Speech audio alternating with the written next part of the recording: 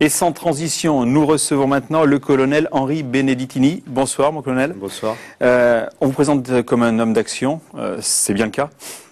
Vous aimez ça? Au quotidien et puis également dans les événements exceptionnels. Vous êtes patron des pompiers de l'Aude. Alors vous intervenez comme plongeur, hein, surtout dans des situations délicates, mais pas que. Récemment, vous avez dû intervenir au Maroc dans un lac de montagne, un lac artificiel, dans des conditions plus que délicates pour récupérer les corps d'un émir disparu. D'importants moyens étaient dépêchés sur place, des moyens internationaux. Il y avait des Américains, il y avait des Grecs, je crois, des Espagnols, et vous-même et votre équipe. Pouvez-vous nous parler des méthodes que vous avez employées? Je crois que la France fait partie des meilleures équipes à ce niveau-là. Oui, donc la France a été sollicitée par le gouvernement marocain ainsi que le gouvernement des Émirats pour participer donc aux recherches du corps du frère du président qui est décédé dans un accident du LM. Ces recherches étaient rendues très difficiles par la turbidité de l'eau, un lac donc où l'eau était très boueuse et donc les recherches sans visibilité, une zone d'accident qui était relativement vaste, environ 250 mètres sur 250 mètres. Et pourquoi on a fait appel à vos services?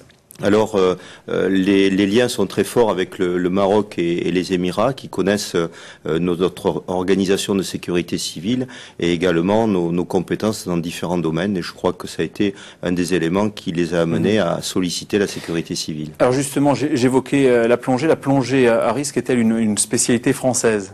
Mais écoutez, dont vous seriez le garant? Je crois que la plongée aujourd'hui en matière de sécurité civile amène environ 4000 plongeurs dans les corps de sapeurs-pompiers et qui donc on vous voit d'ailleurs sur des images là tournées par notre confrère Patrick Abijou.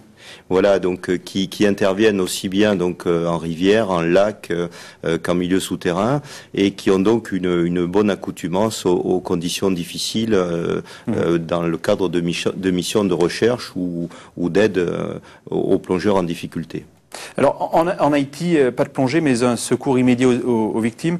Vous êtes entre ce secours au Maroc et les moyens colossaux mis en œuvre pour découvrir le corps de cet homme le plus riche l'un des plus riches de la planète, hein, dit-on.